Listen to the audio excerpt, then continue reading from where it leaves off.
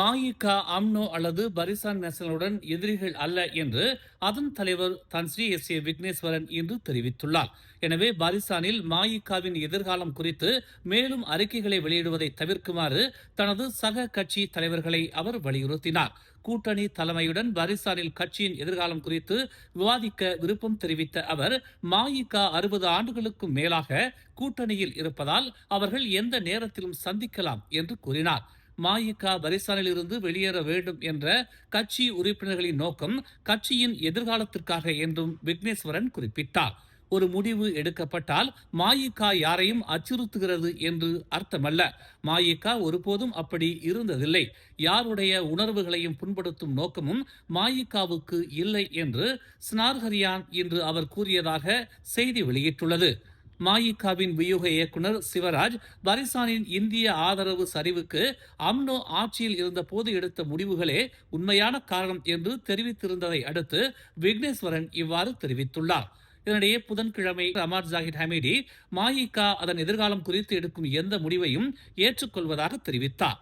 November 29ஆம் தேதி சபா தேர்தலுக்கு பிறகு கூட்டணியில் கட்சியின் எதிர்காலத்தை தெளிவுபடுத்துவதற்காக பரிசான் மற்றும் மாயிகா கூட்டத்தை நடத்த வேண்டும் என்று பரிசான் துணைத் தலைவர் முகமது ஹசான் அழைப்பு விடுத்தார். இதனை ஜாகிட்டும் வரவேற்றார் என்பது குறிப்பிடத்தக்கது. கிள்ளான் பள்ளத்தாக்கு மற்றும் பினாங்கு உள்ளிட்ட முக்கிய நகரங்கள் அதிக மக்கள் தொகை அடர்த்தியை அனுபவித்து வருவதாக தெரிவிக்கப்பட்டுள்ளது. கோலாலம்பூர் ஒரு சதுர கிலோமீட்டருக்கு 8235 பேரை பதிவு செய்கிறது என்று வீடமைப்பு மற்றும் ஊராட்சித்துறை அமைச்சு தெரிவித்துள்ளது. புதிய அதிக அடர்த்தி கொண்ட மேம்பாடுகளில் குடியிருப்பாளர்களுக்கான அணுகலை உறுதி செய்வதற்காக மக்கள் தொகை வரம்புகளின் அடிப்படையில் கல்வி வசதிகள் திட்டமிடப்படும் என்று அதன் அமைச்சர் ஞாங் கோர்மிங் தெரிவித்தார். 7500 குடியிருப்பாளர்களை கொண்ட ஒரு புதிய வீட்டு வசதி மேம்பாட்டிற்கு ஒரு தொடக்க பள்ளிக்கு குறைந்தபட்சம் 2.4 ஹெக்டேர் நிலம் தேவைப்படும் என்றும் 8750 குடியிருப்பாளர்களை கொண்ட ஒரு வீட்டு வசதி மேம்பாட்டிற்கு ஒரு உயர்நிலைப் பள்ளிக்கு குறைந்தபட்சம் 3.2 ஹெக்டேர் நிலம் தேவைப்படும் என்றும் அவர் சுட்டிக்காட்டினார். இந்த கல்வி வசதி தளங்கள் உள்ளூர் திட்டத்தில் நிறுவன மண்டலங்களாக அடையாளம் காணப்பட்டு குறிக்கப்படும். இதனால் அவற்றின் ஒதுக்கீடு ஒத்திசைக்கப்பட்டு எதிர்கால பள்ளி மேம்பாட்டிற்கு தயாராக இருக்கும் என்று அவர் நாடாளுமன்றத்தில் எழுத்துப்பூர்வ பதிலில் தெரிவித்தார். நாடு வேகமாக நகரமயமாக்கப்பட்டு வருவதாகவும் நகரமயமாக்கல் விகிதம் 2010 71 விழுக்காட்டிலிருந்து 2024 75.8 விழுக்காடு அதிகரித்துள்ளதாகவும் கூறினார். இந்த எண்ணிக்கை 2030ஆம் ஆண்டுக்குள் 80 விழுக்காடாக அதிகரிக்கும் என்று எதிர்பார்க்கப்படுகிறது. பக்காத்தான் ஹராப்பான் தங்களது சில வேட்பாளர்கள் பிரபலமானவர்கள், வெற்றி உறுதி என்று அதீத நம்பிக்கையுடன் இருக்கக்கூடாது என PKR உதவித் தலைவர் டதஸ்ரீ ரமணன் எச்சரித்துள்ளார். சபா அரசியலின் உண்மை இதுதான் என்று குறிப்பிட்ட அவர், கடைசி 24 மணி நேரத்தில் எதுவும் தலைகீழாக மாறிவிடும் என்று கூறினார். அதனால் நாம் கடினமாக உழைக்க வேண்டும். எந்த கட்சியிடம் கேட்டாலும் நான் தோற்கப் போவதில்லை, நான் தான் ஜெயிப்பேன் என்றுதான் சொல்வார்கள். ஆனால் இங்கு நிலவரம் அப்படி இல்லை என்று ரமணன் கூறினார். மோயோக் தொகுதி பக்காத்தான் வேட்பாளர் ரெமிஸ்தா ஜிம்மி டெய்லருடன் பிரச்சாரம் செய்த பின்னர் ஊடகவியலாளர் சந்திப்பில் அவர் இதனை தெரிவித்தார். இப்போது கட்சி எந்திரம் தீவிரமாக களத்தில் இறங்கியுள்ளது. ஒவ்வொரு நொடியும் கண்காணித்து வருகிறோம். வாக்குகள் எதிரணிக்கு தாவாமல் தடுக்க வேண்டும் என்று அவர் கூறினார். அதற்கு கட்சியின் ஒற்றுமையும் இடைவிடாத உழைப்பும் மிக முக்கியம் என்று வலியுறுத்தினார். சபாவில் அரசியல் நிலைமை மிகவும் நிலையற்றது என்பதை சுட்டிக்காட்டிய அவர், அரசியல் அலைகள் திடீரென திசை மாறிவிடும்.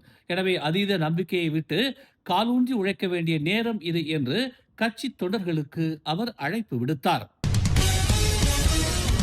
மலேசிய கால்பந்து சங்கம் நிர்வாகத்தில் எந்த ஒரு மூன்றாம் தரப்பினரும், குறிப்பாக அரசாங்கம் தலையிடுவதாக கருதப்படும் வகையில் கருத்து தெரிவிப்பதில் மிகுந்த எச்சரிக்கையாக இருக்க வேண்டும் என்று ஆசிய கால்பந்து கூட்டமைப்பு எச்சரித்துள்ளது. AFC பொதுச் செயலாளர் டதஸ்ரீ வின்சர் பால் ஜான் வெளியிட்டுள்ள அறிக்கையில், மலேசிய கால்பந்து சங்கம் தற்போது FIFA முடிவுகளால் ஏற்பட்ட நெருக்கடியில் இருந்தாலும் அரசாங்கம் அல்லது அமைச்சு FAM நிர்வாகிகளை பதவி குறித்து நேரடியாக உத்தரவிடவோ அழுத்தம் கொடுக்கவோ கூடாது என்று கூறினார். FAM நிர்வாகிகள் இணை உறுப்பினர்களால் தேர்ந்தெடுக்கப்பட்டவர்கள். எனவே அவர்களை விலகச் சொல்வது சங்கத்தின் சுயாட்சி தன்மைக்கு எதிரானது என்று அவர் கூறினார். இது தலையீடாக கருதப்பட்டால் மலேசிய கால்பந்து சங்கம் FIFAவால் இடைநீக்கம் செய்யப்படும் அபாயம் உள்ளது என்று வின்சர் எச்சரித்தார். FAM தற்போது உள் நெருக்கடியை எதிர்கொண்டுள்ள நிலையில் அரசாங்கத்தின் எந்த கருத்தும் தவறுதலாக விளங்கப்பட்டு நாட்டின் அனைத்துலக கால்பந்து நடவடிக்கைகள் பாதிக்கப்படும் வாய்ப்பு உள்ளதாகவும் அவர் சுட்டிக்காட்டினார். இதனால் அரசு அமைச்சர்கள் மிகுந்த எச்சரிக்கையுடன் செயல்பட வேண்டும் என்று வலியுறுத்தப்பட்டுள்ளது. கடந்த மாதம் பண்டார் உத்தாமாவில் தனது சக பள்ளி மாணவியை கொலை செய்ததாக குற்றம் சாட்டப்பட்ட 14 வயது சிறுவன் குறித்த மனநல அறிக்கையை முடிக்க பேராக்கில் உள்ள பஹாயா உலுகிந்தா மருத்துவமனை இன்னும் 1 மாதம் தேவை என தெரிவித்துள்ளது. குற்றம் சாட்டப்பட்டவரின் வழக்கறிஞர் கிட்சன் ஃபுங் இன்று செய்தியாளர்களிடம் பேசுகையில், மருத்துவமனை மருத்துவர்கள் பல வழக்குகளை கையாள்வதால் கால அவகாசம் தேவைப்படுவதாக தெரிவித்தார். இது நீதிமன்றத்தின் நேரத்தை வீணடிப்பதற்காக அல்ல என்று குறிப்பிட்ட அவர், ஆனால் மருத்துவர்கள் பல நோயாளிகளுக்கு சிகிச்சை அளிப்பதற்கு தங்கள் முழு பலத்தையும் கொண்டுள்ளனர் என்று அவர் வழக்கு குறிப்பிடப்பட்ட பின்னர் மஜிஸ்ட்ரேட் நீதிமன்றத்திற்கு வெளியே செய்தியாளர்கள் மத்தியில் தெரிவித்தார்.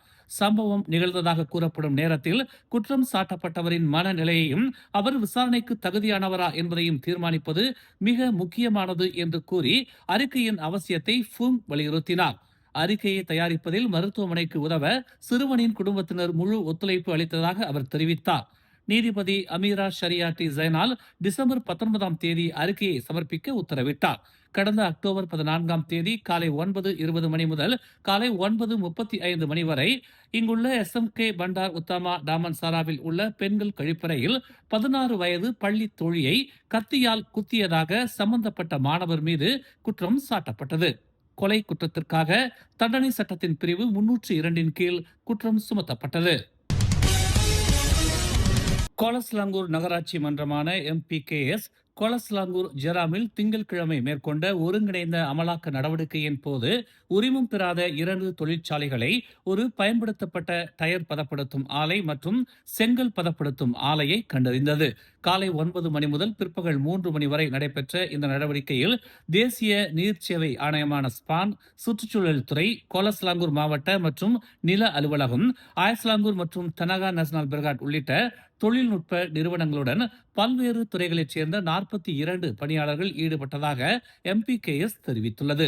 அடையாளம் காணப்பட்ட 2 வளாகங்களும் சட்டவிரோதமாக பயன்படுத்தப்பட்ட டயர் பதப்படுத்தும் ஆலை மற்றும் ஒரு செங்கல் பதப்படுத்தும் தொழிற்சாலை என்று MPKS தெரிவித்துள்ளது. இந்நிலையில் வளாக உரிமையாளர்கள் ஒழுங்குமுறை தேவைகளுக்கு இணங்குவதை உறுதி செய்வதற்காக மேம்பாட்டு திட்டமிடல் துறை மற்றும் கோலஸ்லாங்கூர் மாவட்ட மற்றும் நில அலுவலகம் உரிமம் பெறாத தொழிற்சாலைகள் பிரிவின் கீழ் தொடர் நடவடிக்கையை தொடங்கியதாக MPKS மேலும் தெரிவித்தது.